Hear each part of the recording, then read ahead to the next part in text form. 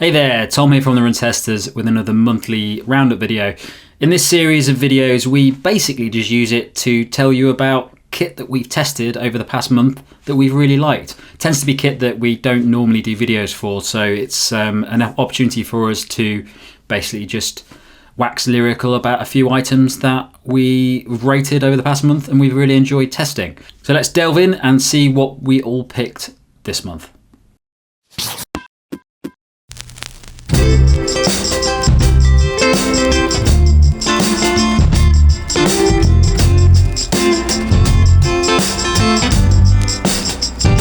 So the first thing I've been testing out this month that I've really enjoyed is the Osprey Duro 1.5 litre hydration vest.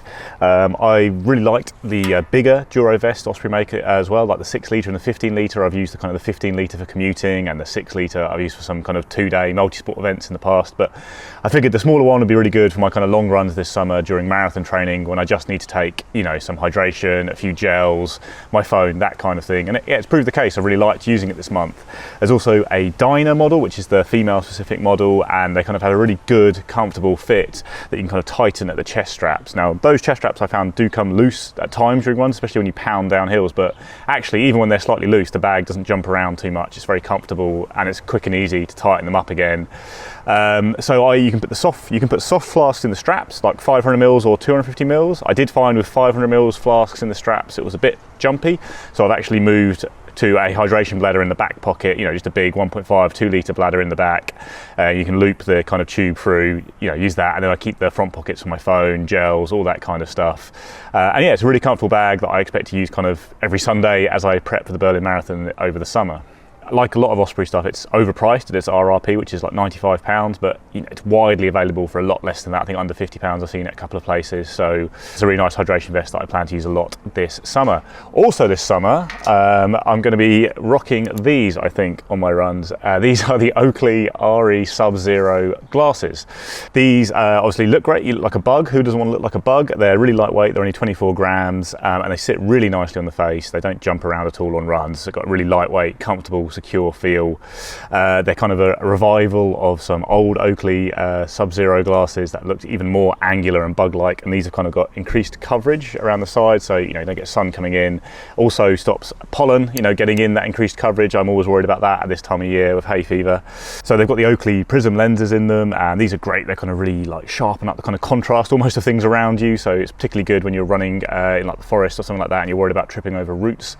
They're obviously mad expensive. They're £201 or $246, and you obviously pay a lot for the look. So if you're really into that, then that's what you're paying for. But just to throw in, because I've been testing a lot of sunglasses this month, just to also throw in something at the other end of the scale, these are the Tifosi Swank glasses, and they are $25. I think they're 30 quid in the UK, but yeah, they're obviously a lot cheaper.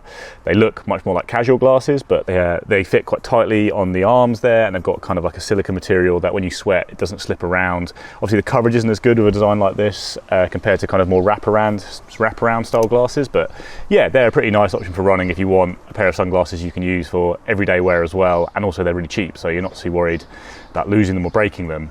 On the breaking them point, one reason I haven't been amazed by these glasses is that they do mark very easily. I've actually got a couple of marks on the lenses there.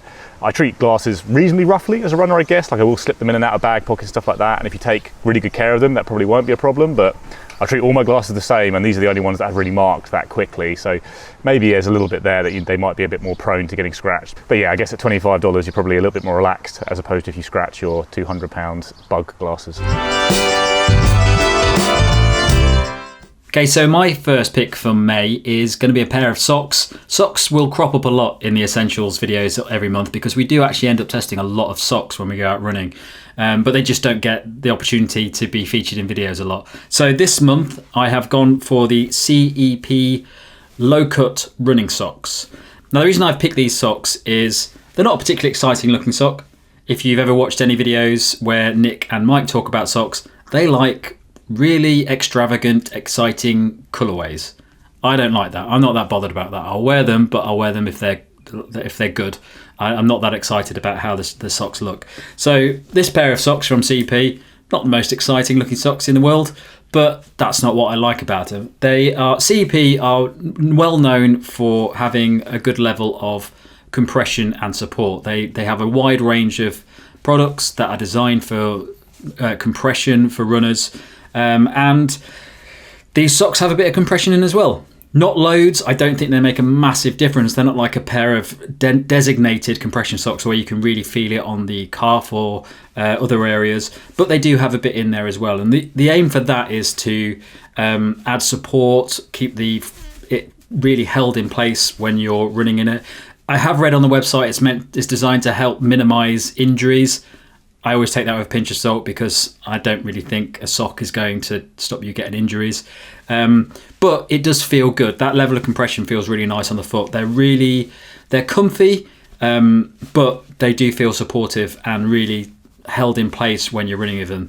There are nice supported construction areas around the heel, which really feels quite rigid and holds the foot in place. And overall, it's just a very sturdy, comfortable sock that I enjoy wearing. I think they're a great option if you just want some really reliable socks. You maybe that supportiveness will help you not to get blisters, as opposed to wearing a sock which is a bit too loose for you. So yeah, overall, I think the CEP low cut running sock is a great choice if you want a running sock that is maybe not the most fashionable out there, but does the job and is a great option for anybody that wants a nice bit of support in the sock. My second pick this month is going to be the 73 Zero running jacket from BAM. Now this jacket I really like because it looks really great. It's a really nice colour, really noticeable. It's really comfortable to wear. It's got this very soft feel to it. And I just really like wearing this one. I just think it's a really nice jacket that isn't too expensive as well. It sits at around that £95 mark, but it's actually cheaper at the moment. So I think it's down to about 70 something, which is actually a pretty good price for a solid running jacket that's really designed for tackling the weather. One of the main features of this jacket is that it's windproof, and it does a damn good job at that. I've been down on the coast with this jacket to test it out in windy conditions, and it did a really good job. It's slightly thicker than a jacket that I'd normally wear. I'm not really a big fan of thick jackets. Some of the jackets that I test, I get far too hot in them very, very quickly, and I end up just regretting taking them out. The only jacket that I normally wear is the New Balance light jacket, running jacket, and that is really light, and it's basically like wearing a long sleeve t-shirt on top of your kit, but it also is packable as well, so you can move that. This is it's slightly heavier than that jacket. I'd say this is probably a good sort of transitional jacket if you don't want something that's really heavy and warm, but you live in an area where the weather does mean that it can get a bit chilly or windy. I think the ultimate goal of this jacket is wind. So if you're in an area that's quite windy, this is a great option for that. My favourite feature of this jacket, and if you've ever watched my videos where I bang on about New Balance's jacket, this also has the ability to pack it into its own pocket. And the nice thing about that is it also comes with this little carabiner type thing in the back pocket. So if you're out running and you get too hot in it, and I have done in this jacket, once I get to like 5k, I tend to not want to wear a jacket anymore because I'm sweating quite a lot. You can pack it in that pocket and just use this carabiner to strap it to your waist belt or whatever it is that you're using at the time, which is a nice little feature. Also means that it's good for if you're hiking and stuff. This is a fairly hard wearing jacket, so I definitely say that it's cross sport. It's down as a running jacket, but I'd use this for hiking as well because it's really good at protecting against that wind, and the packability is something that I really like when I'm hiking. I don't like to carry loads of stuff around. So as well as that, there's two front pockets in it as well, which is always nice. I'm not a fan of running jackets that don't have front pockets in. I find it very annoying, and when I test them out, I really don't know what to do with my stuff. So yeah, big fan of front pockets. There is no hood on this jacket, which is probably going to be an issue for some people that really want a hood, and that is a problem. I tend to wear a hat, so it's not a major issue. But yeah, if you really want a hood, this hasn't got one. But other than that, it's just a damn nice looking jacket that does a lot for what is a relatively affordable price when you're looking at the competition, which tend to be well over £100 for something of this quality. So one of my finds for this month are the CXP Ultralight XP base layer shorts. Now, I love a base layer short. Anything that stops chafing is a big win in my book. So I'm always on the lookout for new base layer shorts that do a job, add a little bit of compression, make you feel kind of like you're ready to go into battle, but also keep everything that you need to be kept safe and secure and not chafed. And these CXP shorts do exactly that. We've got a 4-way stretch fabric here that's really soft and feels really nice against the skin.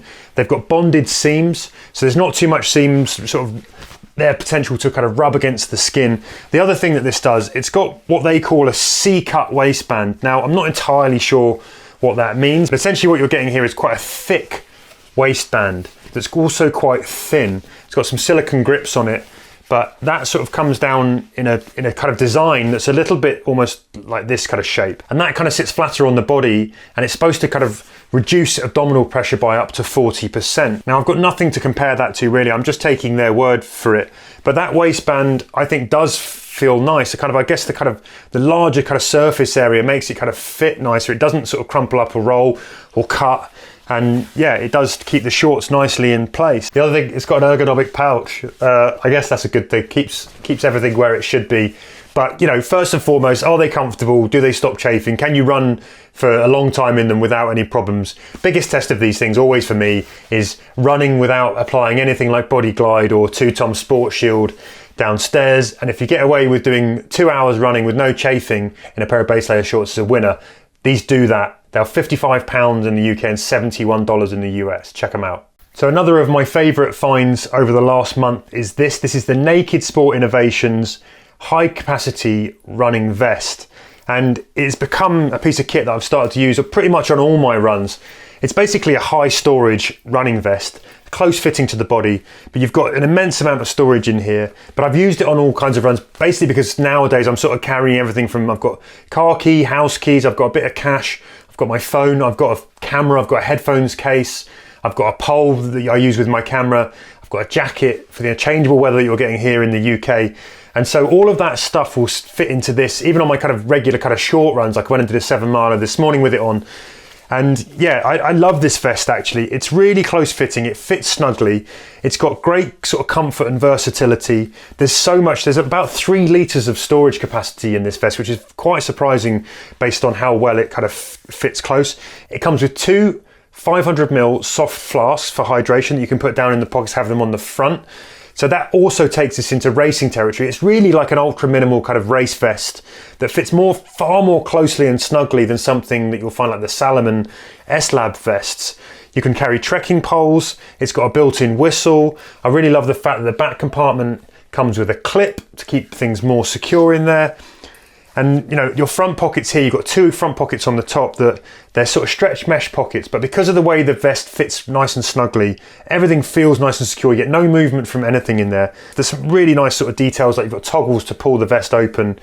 And I've just really enjoyed this. The other thing I really like, you can sort of put it over a base layer and under a t-shirt because it's so sort of slimline if you're not using the soft flasks, and you can put a jacket over them. Yeah, if you're using the soft flasks, I kind of recommend not doing that because it does look like you've basically got sort of very strange shaped breasts.